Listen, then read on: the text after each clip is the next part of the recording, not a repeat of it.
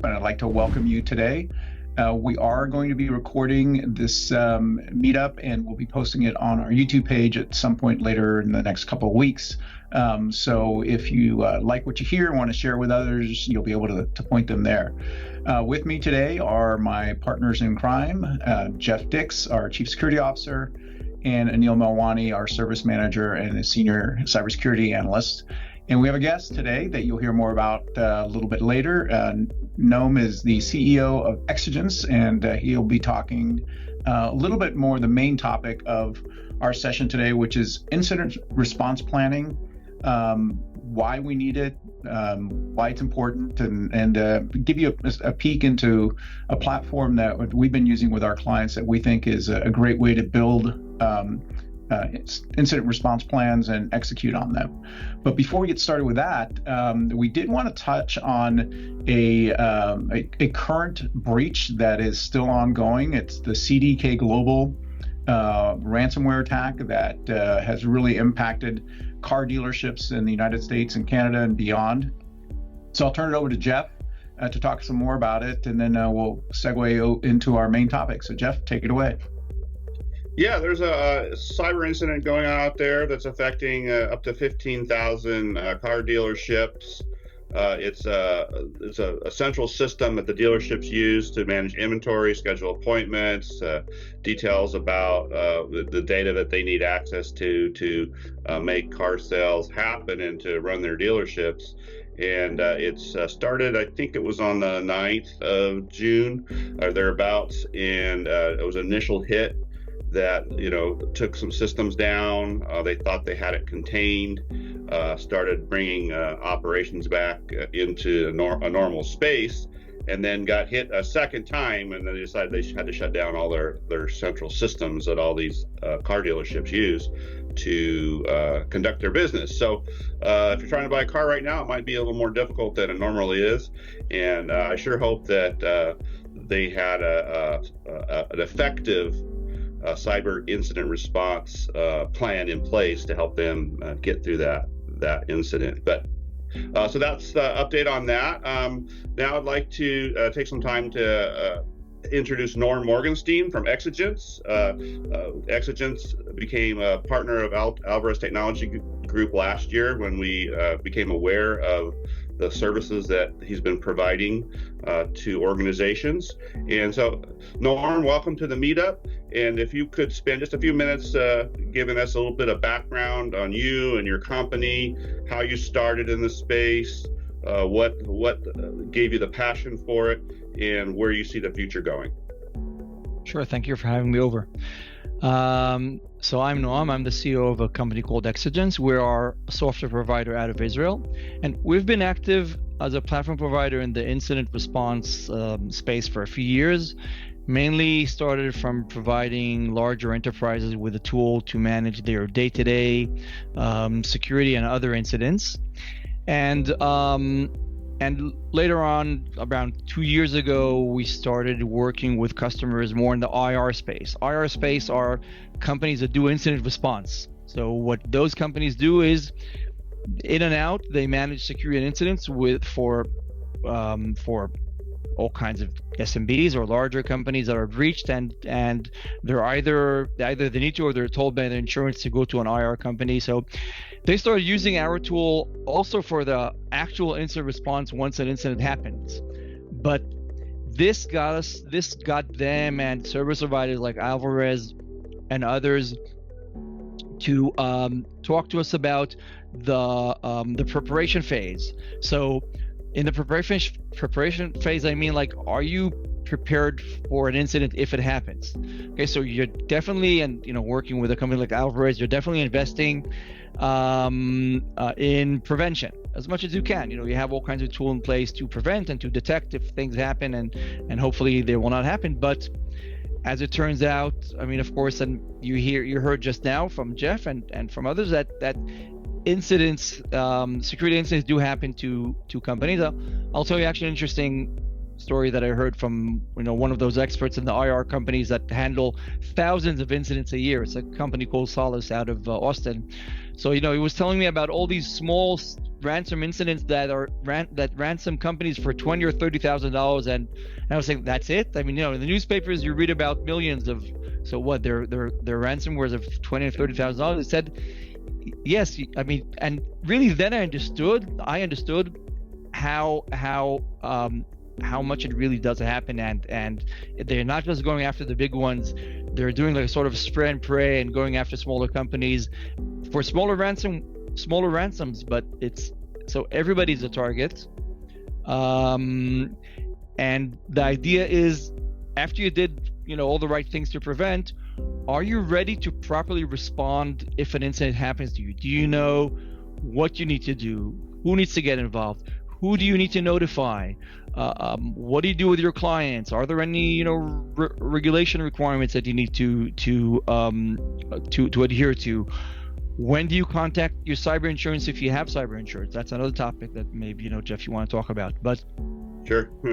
But and the answer to all of this is, you have to think of things in advance, and you have to be ready. You have to have a plan in place, and you have to do what's called a tabletop, which is a fire drill to rehearse it.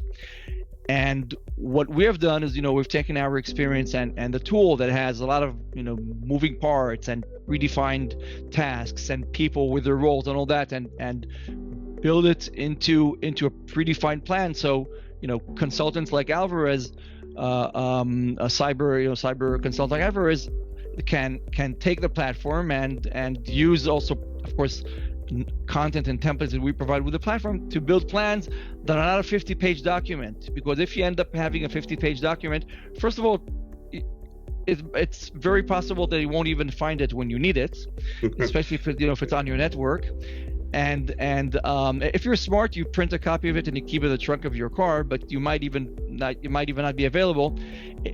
What we're providing, together with Alvarez, with their consultancy, is a platform that the plan is not a Word document anymore. And we'll see if we'll have a few minutes. I'll just take a peek at it, but it's a tool. People are assigned to roles. Your people are assigned to roles.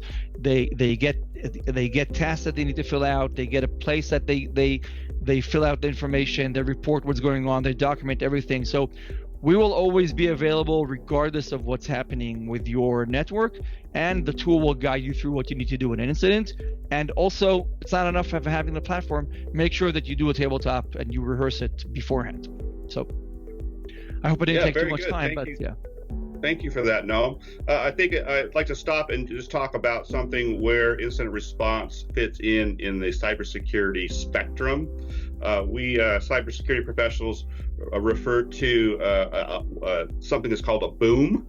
A boom is a cybersecurity event. It could be a ransomware event. It could be a business email compromise. It could be, other malware-related events. And most organizations focus their efforts on what we call left of boom, which is your antivirus, your firewalls, your prevention tools to try to prevent something from happening.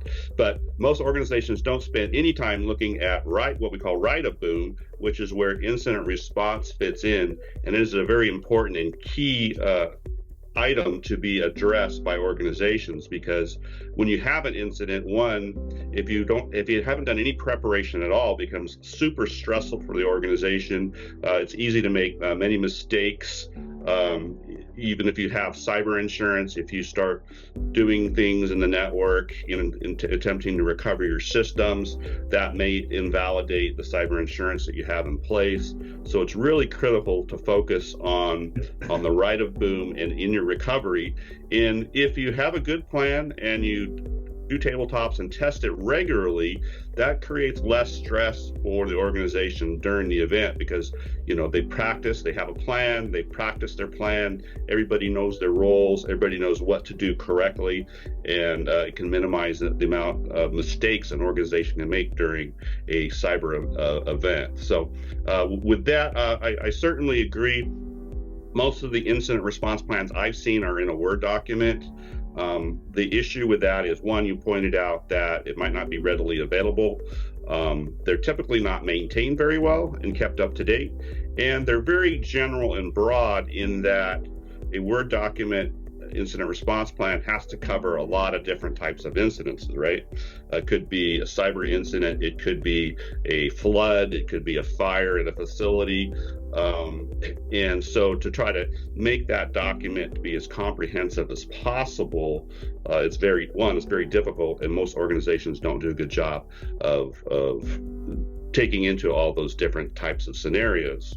It's much better to have, I think, a cloud-based system that will adapt to, one, the type of incidents that you're responding to via cybersecurity, natural disaster type flood or fire, and have the plan adapt to, one, the scenario, and two, the actions that have been taken care of. Because the other problem with a Word document is that you find it very difficult to find out what sections in that Word document are applicable to the incident that you're running, right? So that's what really, when I got really excited when I saw your platform, because it takes all that into account. The other major reason you mentioned for having a plan is that we're seeing, and what really kind of precipitated our search for an adequate or a good planning system, is that cybersecurity, or cyber insurance companies rather, are looking for more and more, they're asking more incident response questions on their cyber questionnaires prior to issuing those policies. So there's more focus on on that in your policies, and they want to see actually a practice plan in place in order to be able to check that question off on those questionnaires. So if I can just add to that a little bit, sure, please. Something to make sure that people are aware of is that if you're in an industry that's regulated, not just cyber insurance and having your cyber insurance policy, but if you're FDIC or HIPAA or SEC, they're all requiring, companies, businesses, even contractors that are working for clients that, are under government or under regulatory compliance, to have incident response plans documented and tested on a regular basis. So if you're in a regulated industry, this is something you have to have in order to continue to do business. Yeah, that's absolutely correct. Thanks for that, Anil. Mm-hmm. And I'd also like to say additionally that the Execution platform provides for the execution or the practice of the plan, as the plan is, in the system, and it facilitates the actual the execution of the tabletop or the practice sessions, which is awesome. And you can even put it on a calendar so that everybody knows, when the next tabletop is. And the practice, I think, is key in making sure that, one, the plan is current and relevant. Because even a cloud-based plan, you need to go in and review and make sure that it's up to date. The incident and response players are the correct players, and their contact information is the correct information, et cetera, et cetera. So I think that your platform, Gnome, is awesome because it encompasses all that, and it puts it into a incident response system rather than just a plan. John, you want me to show? Yeah, why don't we move to a quick little demo. So the demo is just to kind of give our participants a feel for what the platform looks like, and if you just make some comments about the platform and the areas that you're going to show, that would be awesome. Sure. So we'll just take a peek at it, but I really want to visualize what we're talking about here. I'm sharing my screen.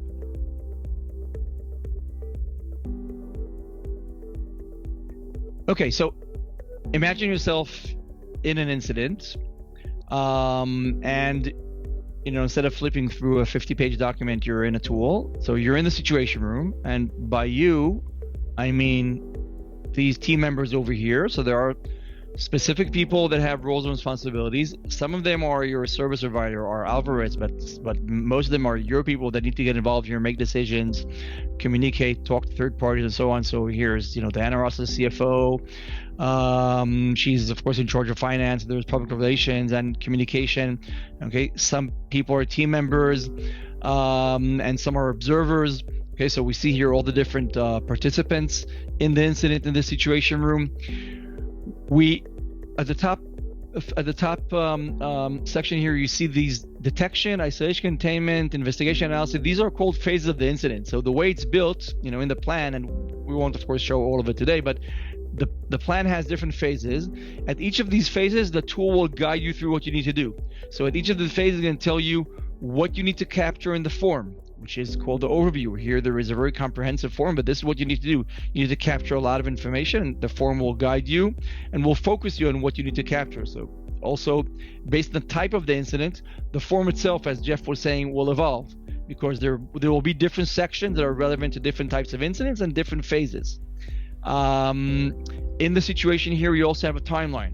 So a timeline is here for capturing all the evidence, everything that was done by the tool, in the tool, uploaded in different ways, because you will need to investigate, the insurance company will want to see what happened, what was done when, and so on. So this is all captured here in the timeline.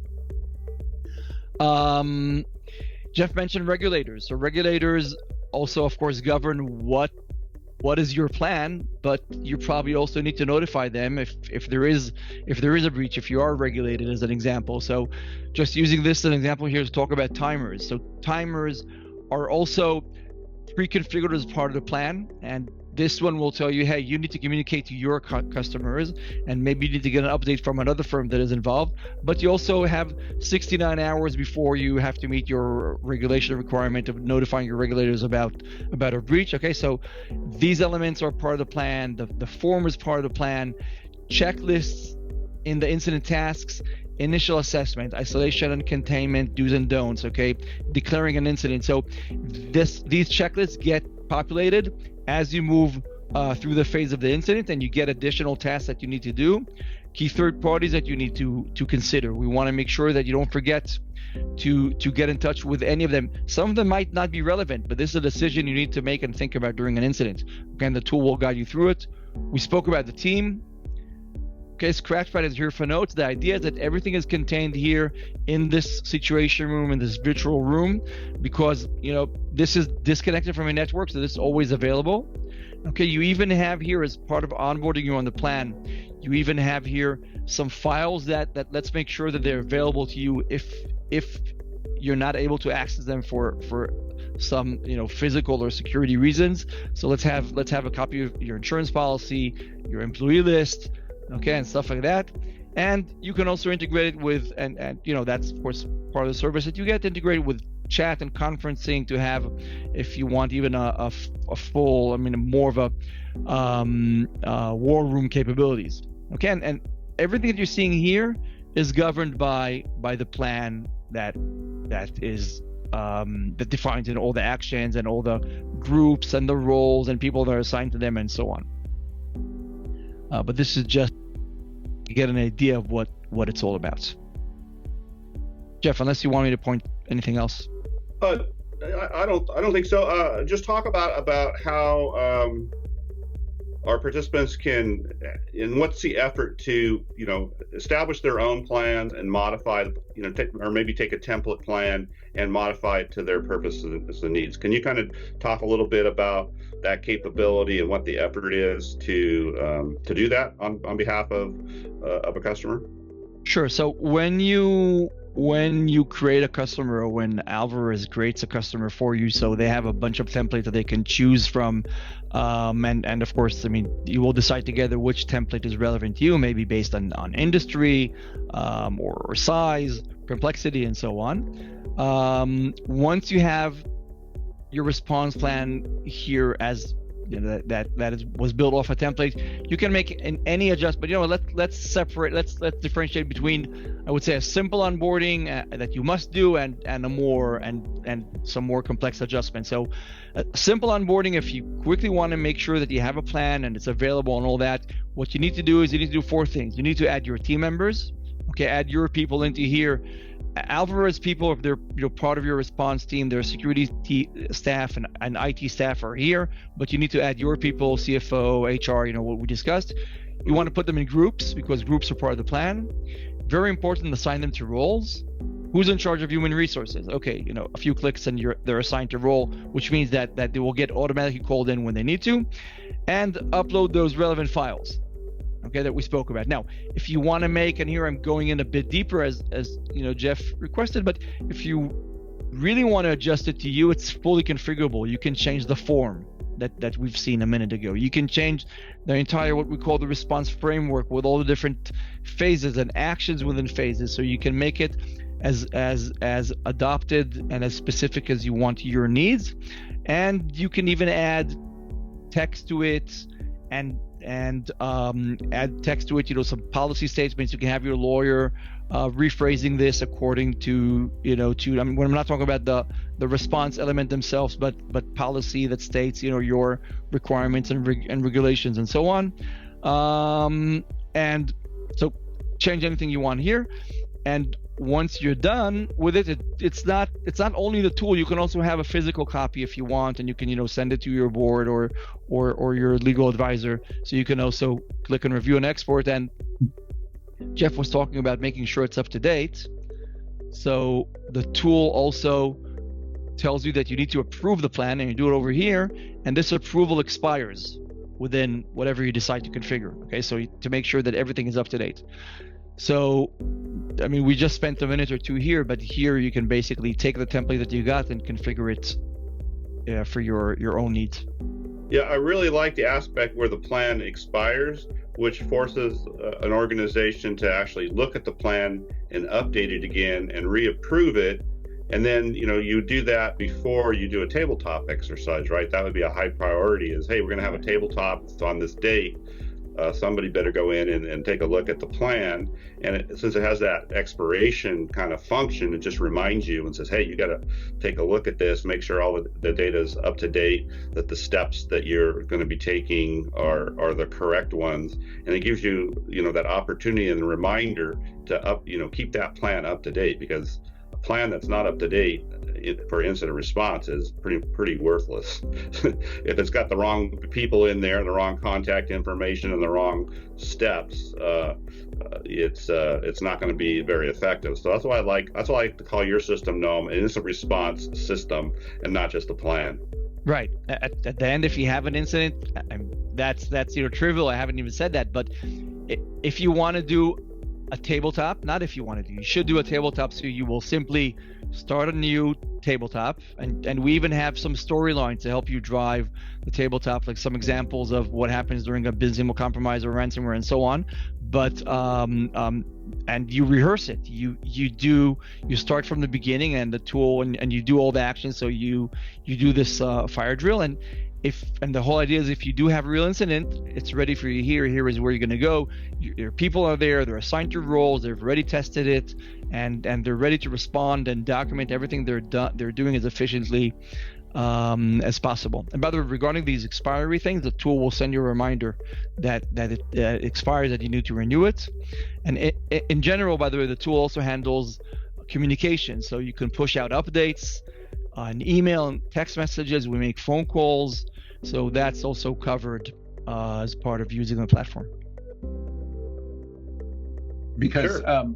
I wanted to highlight a couple of things, the reality of the modern world and the modern workplace that we live in, which is, we are now truly a hybrid work environment, which means that many, if not most of our people are working from home or working in remote places.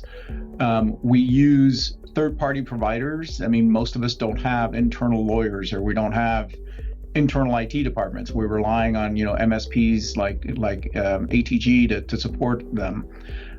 And having a plan that can incorporate a system, to Jeff's point, that can incorporate all of these external parties as well as the internal parties is critical, because you don't want to not notify somebody that is an important aspect of your team that's responding to an incident, a cyber incident of some sort. And when you do it, a paper plan or paper document, you're forcing people to pick up the phone and dial, right? Or sending out a whole bunch of manual emails or texting people, whereas this system will do it automatically.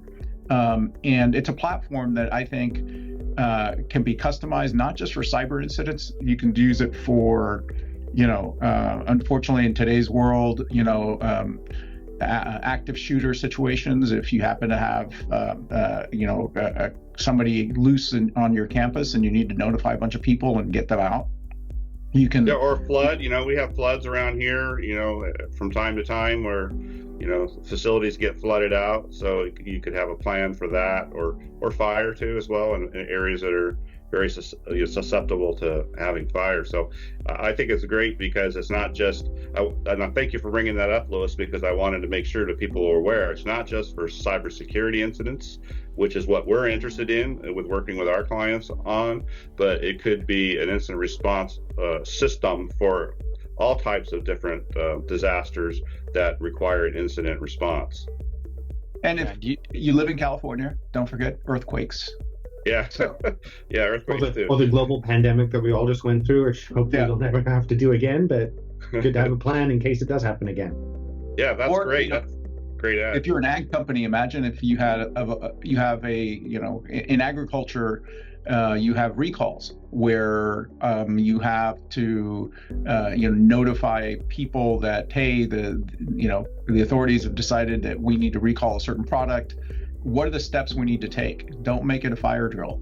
Make sure that you have a plan in place to address those things, and put it into a system like Exigence, the Exigence platform that can be easily accessed from anywhere. So you don't have to run into the office to go find that binder that sits on the desk behind the HR, the head of HR. This is something that can be accessed from anywhere, even on mobile as well. And on mobile as well. Yeah. And yeah, so the plan is agnostic. You can have different flows there because there are different conditions. If this happens, do this. I mean, you can build it whatever way you want it. That's really the power. That's the power, essential power of your system, Noam. I think that's critical. That's adaptive, so you're not wasting your time looking at things that don't apply to the incident. Mm-hmm. So we have a few minutes, and I would encourage anyone, if you have a question, feel free to ask it either in the chat or the Q&A. But we want to, if you find that you have questions later, you can also reach out to us, either emailing us at info@alvareztg.com or contact your business advisor if you're a current client, and we'll be happy to answer those questions at a later date. And again, we are recording this session as always. So once it's posted, you can share it with your bosses or your coworkers and let them know what incident response is all about and what we have to consider when we are working in in the modern world where insurance companies and other regulatory agencies require us to build incident response plans and have a way to notify people when something happens, including the regulators themselves. Awesome. So with that, gentlemen, any final words, Noam? No, I spoke a lot. I just want to say, Noam, I thank you for listening. I appreciate you coming on today with us, and thank you for your time. I know your time is very valuable, and you're a great partner. You're one of my favorite partners, and really enjoy working with you. Thank you very much. Thank you for having me over. Thank you all. Thank everyone you for taking the time to be on the call with us today, those of you that are out there in the audience. And we will see you next month at the July meetup. And until then, take care and enjoy. Everyone have a good day. Everyone. Bye, everyone.